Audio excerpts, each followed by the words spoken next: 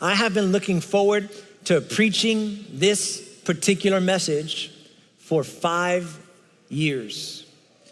For 5 years, and I don't say that sarcastically or in any hint of exaggeration. I'm gonna go ahead and continue Pastor Joey's spirit of transparency last Sunday when he was open. I'm gonna be open.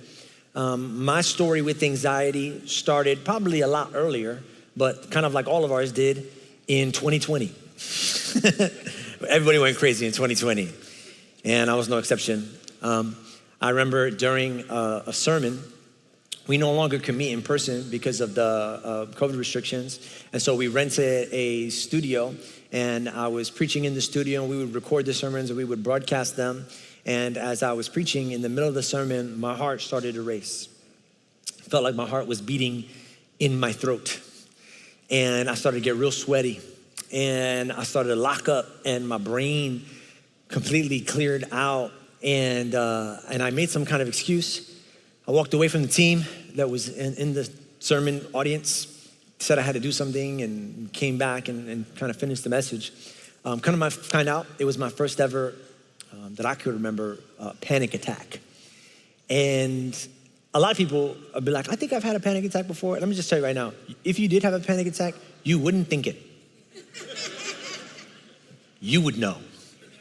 Nobody says, I think I got hit by a bus. No. You would know. So if you think you've had a panic attack, good news, you haven't had one. But when you get hit by that bus, man, you are laid out. And I wasn't too nervous about it because I thought maybe it was just a one-time thing and it only happened in the pulpit when I was preaching. But then it started to happen at home. Then it started to happen when I was driving. Then it started to happen in bed at night. And it started to happen closer and closer together. Then it started to happen while watching TV. When you're supposed to be relaxing on the couch, I remember watching like a cartoon or something like that with the kids.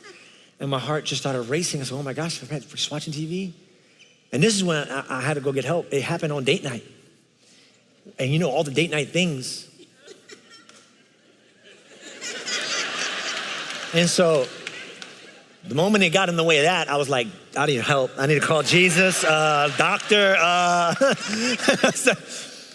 And I went and I saw somebody, and I got diagnosed in 2020 with panic disorder. So if you're familiar with some of the clinical terms, what that means is not only was I suffering from panic attacks, but they were happening so frequently that I had developed a fear of having a panic attack. And so that was really paralyzing. It started to affect me in lots and lots of ways. We had to drive down to Miami, my family and I had to get my brain scanned.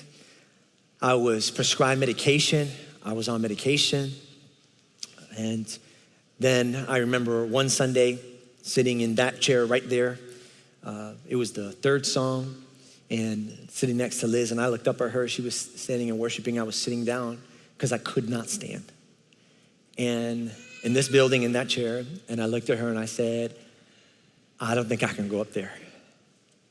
And she looked at me kind of like sad, but also like, well, I'm not going up there. and it was the third song. So y'all know what happens after the third song.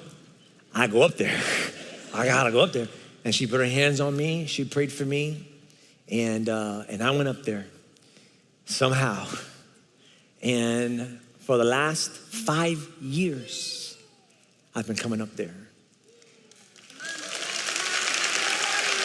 And two things I share this story. One, because you would never know. You'd never know.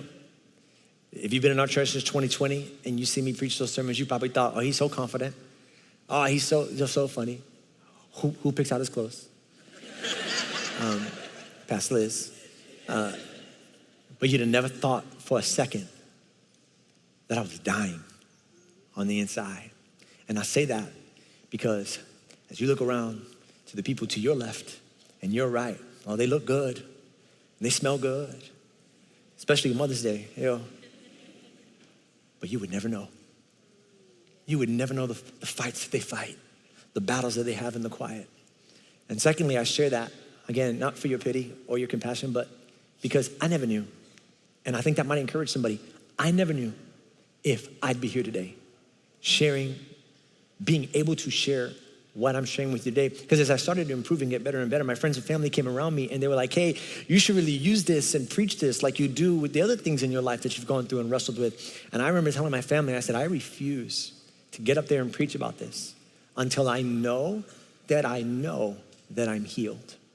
Because when I look in the camera and I begin to speak to our church, I want to be able to say with authenticity and transparency that God can do it in your life because he did it in mine. And so here I am, 5 years later, looking into the camera, telling our church, if you wrestle with anxiety, if you wrestle with depression, if you wrestle with mental health, listen to me, God can do it because he did it in me, and I know that he can do it in you.